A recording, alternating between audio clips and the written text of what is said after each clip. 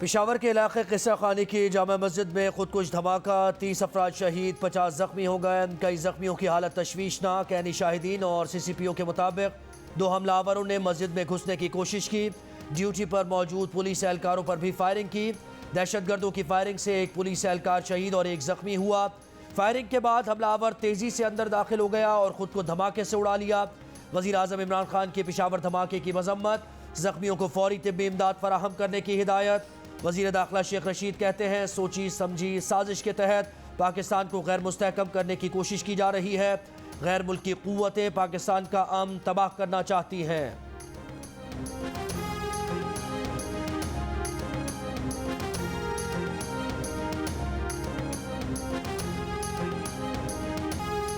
मार्च छोड़ो, इस्लामाबाद पहुंचो, तुम चलो मैं आया। बिलावल भुट्टो जरदारी ने यूसुफ रजा गिलानी और खुर्शीद शाह को इस्लामाबाद पहुंचने की हिदायत कर दी। कहा, इस्लामाबाद पहुंचे, सब दोस्तों से मुलाकातें करें और अदम एतमाद की तैयारी करें। गुज़श्ता रोज बिलावल ने तहरीक अदम एतमाद के लिए हुकूमत को 5 दिन का अल्टीमेटम दिया था और कहा था कि इस्तीफा दो, खुद घर चले जाओ, वरना इस्लामाबाद आ रहे हैं।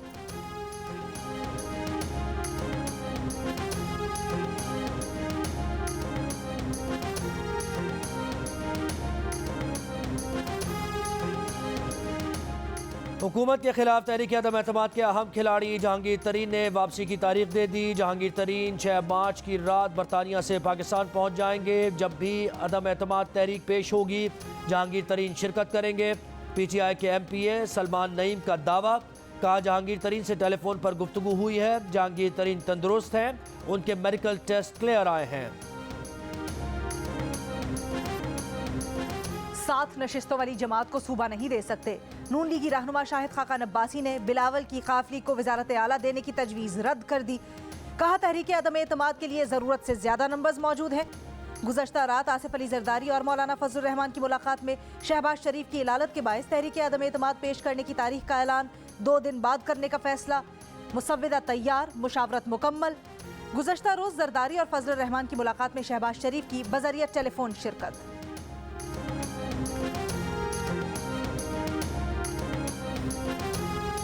जो लॉन्ग शॉर्ट मार्चेस करते फिर रहे हैं कि अपनी गाड़ी पकड़ें और जल्दी से टेस्ट क्रिकेट देखने आए, उनको फ्री पास भी दे देंगे। एक हम फ्री आपको बॉक्स दे देते हैं, आप आइए 4-5 दिन मैच देखें आराम से और उसके बाद यहाँ पे अपनी स्ट्रेटजी वगैरह बनाएं। बंदे वगैरह तो आपसे पूरे हो नहीं रहे। हर दफ़ा हम देखते हैं कि जो हमारी अपोजिशन है वो अवाम के ख़िलाफ़ ही खड़ी होती है, चाहे वो पैसे लूटने का मामला हो, चाहे वो गवर्नेंस का मामला हो, चाहे खेल का मामला हो। सियासी मैच छोड़े, क्रिकेट मैच देखें। फवाद चौधरी की ऑपोजिशन को रावलपिंडी टेस्ट के मुफ्त टिकट देने की पेशकश। कहा, लॉन्ग और शॉर्ट मार्च करने वाले पिंडी क्रिकेट स्टेडियम में टेस्ट क्रिकेट देखने आए, यहां बैठकर अपनी हिकमत अमली बनाएं। बंदे तो इनसे पूरे नहीं हो रहे। पैसे लूटने का मामला हो या खेल का, ऑपोजिशन हमेशा आवाम के खिलाफ ही खड़ी होती है।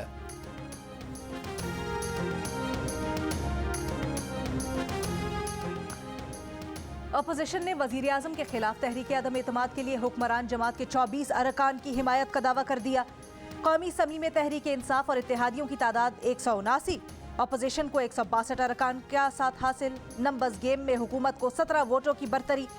अपोजिशन का दावा है कि मुस्लिम लीग नून को 16, पीपल्स पार्टी को 6 और JUIFA को 2 हुकूमती अरकान ने हाँ कर दी। अपोजिशन के मुस्लिम लीग काफ, MQM और बलोचिस्तान अवामी पार्टी से भी राब्ते। तीनों जमातों के कुल 17 अरकान ऐवान में मौजूद। सिर्फ इन तीनों जमातों का साथ मिल गया तो अपोजिशन को ऐवान में सादा अक्सरियत से ज्यादा वोट मिल जाएंगे।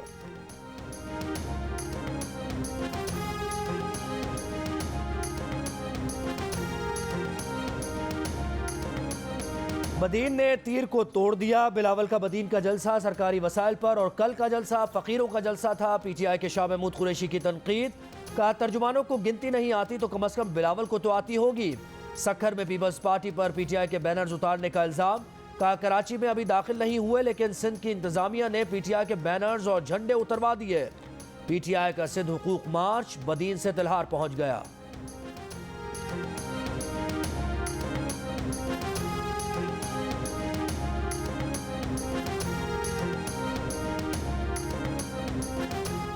पीपल्स पार्टी का अवामी मार्च जारी। बिलावल भुट्टो जरदारी मुल्तान में बिलावल हाउस से रवाना।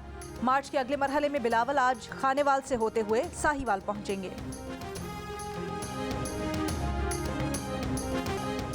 पाकिस्तान क्रिकेट के लिए एक और बड़ा दिन। 24 साल बाद पाक सरजमीन पर ऑस्ट्रेलिया टीम एक्शन में। रावलपिंडी टेस्ट के पहले दिन पाकिस्तान की ऑस्ट्रेलिया के खिलाफ बैटिंग जारी।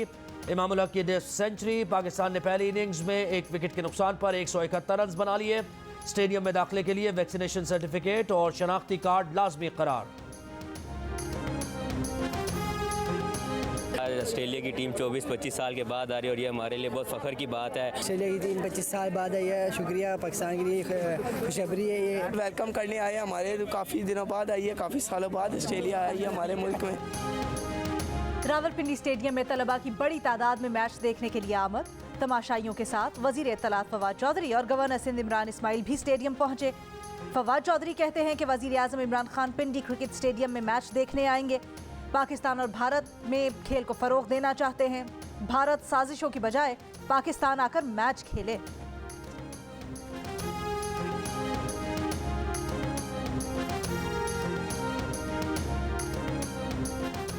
बलूचिस्तान के तलबा की आवाज़ दबाना असल बगावत है। बलोच तलबा की आवाज़ दबाने वालों के खिलाफ बगावत के पर्चे होने चाहिए। इस्लामाबाद हाई कोर्ट के चीफ जस्टिस अतर मिनल्लाह के रिमार्क्स। अदालत ने पुलिस को वफाकी वज़ीर शीरी मज़ारी की बेटी ईमान मज़ारी और दीगर की दर्ज मुकदमे में गिरफ्तारी से रोक दिया। कहा, महज तनकीद करने पर किसी को ऐसे हिरासा करने नहीं देंगे। अदालत ने सेक्रेटरी दाखिला और IG पुलिस को पीर को ज़ाती हैसियत में तलब कर लिया। वफाकी वज़ीर बराए इंसानी हुकूक शीरी मज़ारी की साहबजादी ईमान ज़ैनब मज़ारी और दीगर अफराद ने 1 मार्च को इस्लामाबाद में लापता बलोच तलबा की बाजियाबी के लिए एहतजाज किया था। एहतजाज पर पुलिस ने लाठी चार्ज और तशद्दुद किया था। वाक़े की FIR दर्ज करके सील कर दी गई है।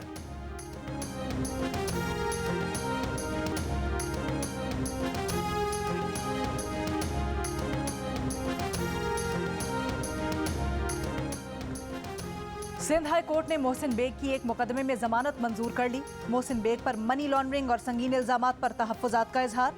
कहा, बदनीयती साबित हुई तो मुकदमा दर्ज करने वालों को जेल भी जाना पड़ सकता है। अदालत ने रिमार्क्स दिए। क्या महज रिमार्क्स देने पर किसी के खिलाफ मुकदमा दर्ज कर लिया जाएगा? क्योंकि मुल्क में बादशाहत है, जो चाहे कर सकते हैं। सहाफ़ी कभी कराची नहीं आया तो मुकदमा कैसे दर्ज हो गया? आइंदा समात पर अटॉर्नी जनरल ज़ाती हैसियत में तलब।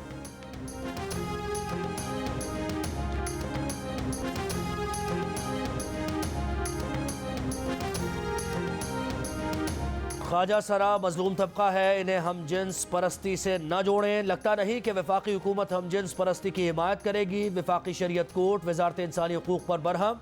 अदालत ने DG वजारत इंसानी हुकूक से कहा, ख्वाजा सराओं के तहफ़्फ़ुज़ का कानून बनाते वक्त इस्लामी नज़रियाती काउंसिल से मुशावरत नहीं की गई। वजारत इंसानी हुकूक ने इस्लामी नज़रियाती काउंसिल की राय लेने का झूठ क्यों बोला? इस्लामी नज़रियाती काउंसिल की तजावीज़ पर अमल करें तो मसला पैदा ही ना हो। ख्वाजा सराओं को इस्लाम से ज़्यादा तहफ़्फ़ुज़ किसी और मज़हब ने नहीं दिया। ख्वाजा सराओं के हुकूक और जिन्स तब्दीली की इजाज़त देने से मुताल्लिक़ केस में वजारत इंसानी हुकूक को 2 हफ्ते में नया जवाब दाखिल कराने की हिदायत।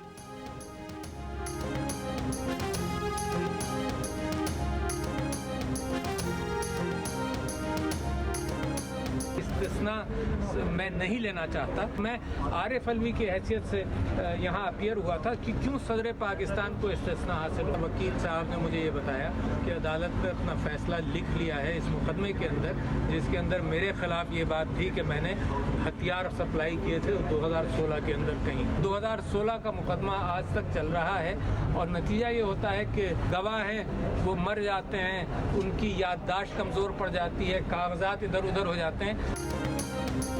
पार्लियामेंट हमला केस में आरिफ अलवी सदारती इस्तिस्ना नहीं लेंगे। सदर मुमलिकत आम शहरी की हैसियत से इस्लामाबाद की इंसदाद दहशतगर्दी अदालत में पेश। सदारती इस्तिस्ना न लेने की दरख्वास्त जमा करवाते हुए कहा, आईन पाकिस्तान उन्हें इस्तिस्ना देता है मगर वो इस्तिस्ना नहीं लेना चाहते। मीडिया से गुफ्तगू में कहा, उन्हें पता चला कि केस का फैसला लिखा जा चुका है। उन पर इल्ज़ाम था कि उन्होंने हथियार सप्लाई किए हैं। उन्होंने अदालत से मुकदमात का फैसला जल्द करने की दरख्वास्त की है। कहा है कि मुकदमात बहुत लंबे चलते हैं, गवाह मर जाते हैं, याददाश्त कमज़ोर हो जाती है, कागजात इधर उधर हो जाते हैं।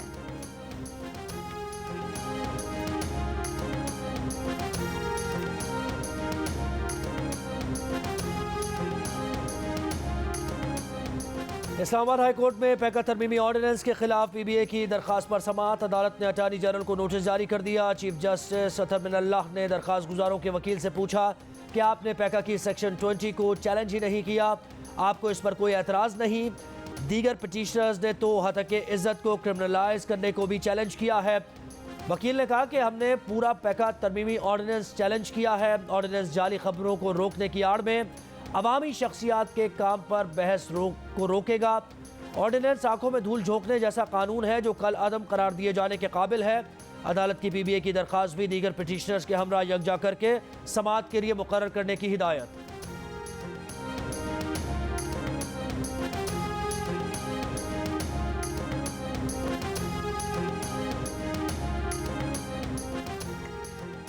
सहाफ़ियों, वकला, इंसानी हुकूक के अलंबरदारों और सिविल सोसाइटी ने पैका तरमीमी ऑर्डिनेंस मुस्तरद कर दिया। कराची में council of Pakistan newspapers editors की कॉन्फ्रेंस से खिताब करते हुए मुकर्रीन ने कहा कि आज़ादी किसी मखसूस तबके के लिए नहीं, 22 करोड़ आवाम के लिए चाहिए। पैका जैसे काले कानून की आड़ में इजहार राय की आज़ादी सल्ब नहीं होने देंगे। दारुल-हुकूमत को महफूज बनाने के लिए जगह जगह यहाँ चौकियाँ कायम की गई हैं। इसी सड़क के ऊपर जो है बड़ी तादाद में चौकियाँ मौजूद हैं। मेरे पस मंज़र में भी आप देख सकते हैं कि यहाँ इस चौराहे के चारों तरफ जो है वो चौकियाँ हैं जहाँ पर जो है वो फ़ौजी खड़े हुए हैं। तो यहाँ ऐसा लगता है कि कीव जो एक सड़क और स्ट्रीट टू स्ट्रीट फाइटिंग के लिए तैयार है। जियो न्यूज़ की रिपोर्टिंग टीम यूक्रेन के दारुल-हुकूमत कीव में मौजूद। यूक्रेनी फोर्सेस की तमाम तर तवज्जो दारुल-हुकूमत कीव को महफूज बनाने पर मरकूज। रूसी फौज से गली गली लड़ाई और मज़ाहमत की तैयारी। कीव का मुहासरा किए रूसी फोर्सेस का फ़ज़ाई हमलों से गुरेज। अवाम के शहर खाली करने का इंतज़ार। यूक्रेन के जंगज़दा और ज़ेर कब्ज़ा इलाकों से शहरियों को महफूज रास्ता दे दिया। मशरक़ी इलाकों से मगरबी इलाकों और पोलैंड की तरफ बड़े पैमाने पर नकल मकानी।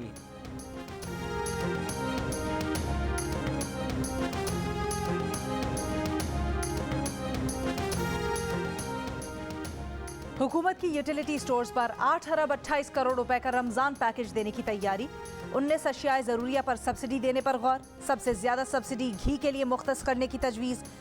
आटे, चीनी, बासमती चावल, मुख्तलिफ दालों और सफ़ेद चने की कीमतें भी कम करने पर गौर।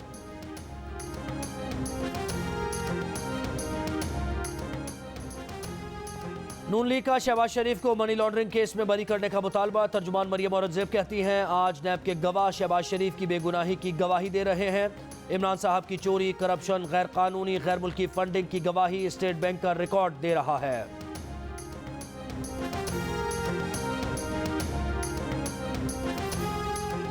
पीपल्स पार्टी की रहनुमा शहरी रहमान कहती हैं कि तब्दीली सरकार ने अवाम पर महंगाई के बम गिरा दिए हैं।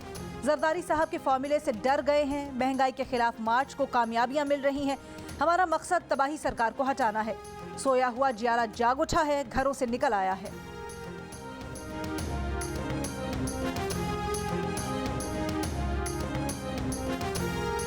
वज़ीर दिफा परवेज़ खटक के भाई PTI के रुकन सूबाई असम्बली लियाकत खटक और मौलाना फजल रहमान की मुलाकात। JUIFA के मुताबिक लियाकत खटक जल्द अपने साथियों के हमरा JUI में शमूलियत का ऐलान करेंगे।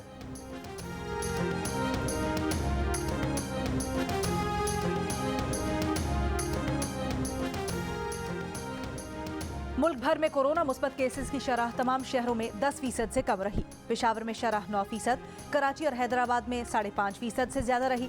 मुल्क में कोरोना के मुस्बत केसेस की शरह 2.5% रही। कोरोना से मजीद 11 अफराद इंतकाल कर गए। मजीद 953 केसेस रिपोर्ट किए गए।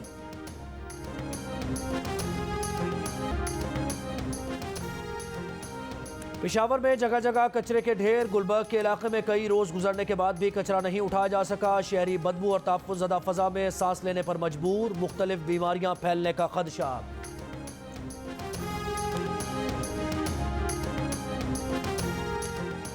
अगर मसला फ़लस्तीन हल हो जाए तो इसराइल मुमकिन इत्तेहादी बन सकता है।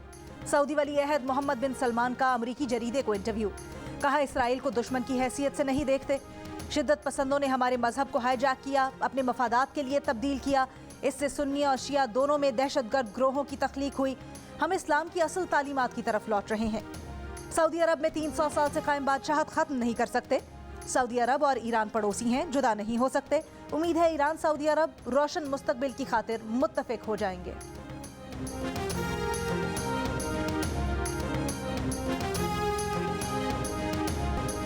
लाहौर में शानदार 3 रोजा फैज मेला। गुलकारा ताहिरा सैयद सुरबे खेरेंगी। ज़िया मुहय्युद्दीन मखसूस लहजे में फैज़ का कलाम सुनाएंगे। थिएटर परफॉर्मेंस में भी फैज़ मेले का हिस्सा होंगी। मेला 6 मार्च तक जारी रहेगा।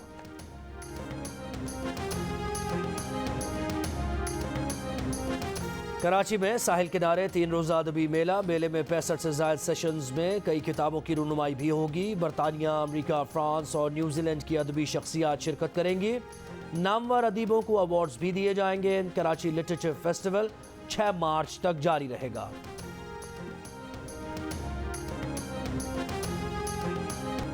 और नाहमवार रास्तों पर ड्राइवर्स की महारत का इम्तिहान।